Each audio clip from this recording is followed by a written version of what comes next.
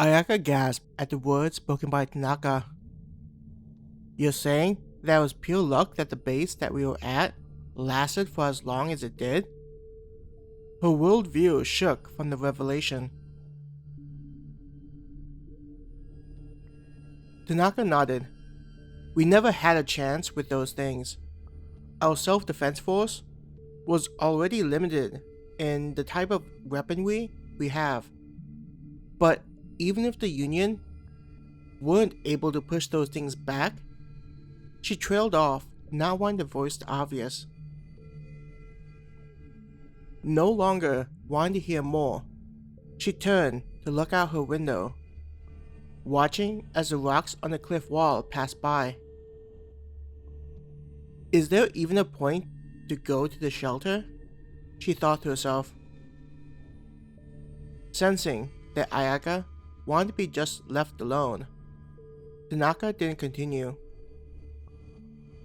The two were silent, the only sound coming from the engine, the beeping of the radio, and the tires rumbling over the terrain.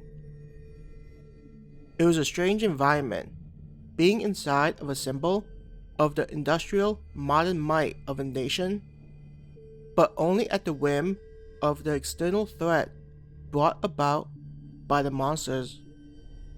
The hum of the engine was only a constant reminder of how much on the razor's edge they were balancing on top of. At any moment, the peace they enjoyed could be destroyed. Soon, the world outside changed from the view of a mountain to the forested landscape seen on Tanaka's side. Ayaka couldn't help but stare into the forest to see if she could spot anything. In the back of her mind, she wondered if there were others like her and her friends, trying to survive in the wilderness looking for safety. There was a flash that she noticed, causing Ayaka to blink a couple of times. Was that just the sun? She accidentally said out loud. What did you see? Tanaka asked the young woman. Shaking her head, Ayaka said, I'm not sure. There was a sparkling. She stopped when she saw more glittering.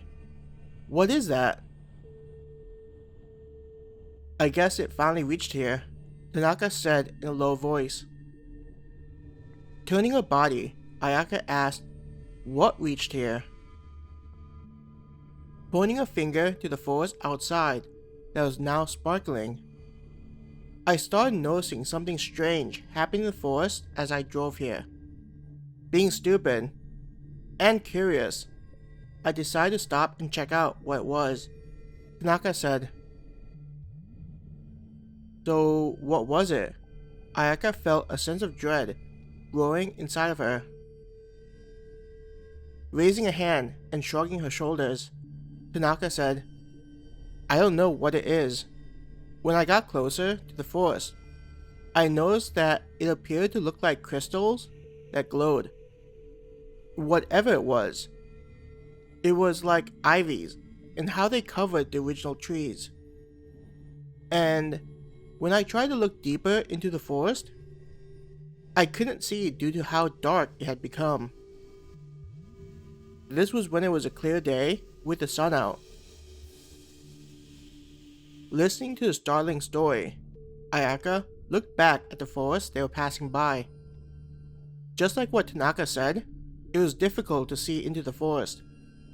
It was as though the light was forbidden from entering the strange vegetation.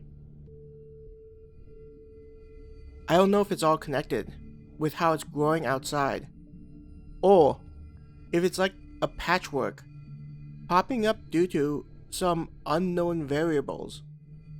Tanaka sighed. The problem is that the people who know about this or figure out some theory to explain it are likely all dead. As Ayaka tried to take everything in, she listened to the beeping of the radio, which was getting louder and increasing in frequency. It shouldn't be much longer until we get there, Tanaka said.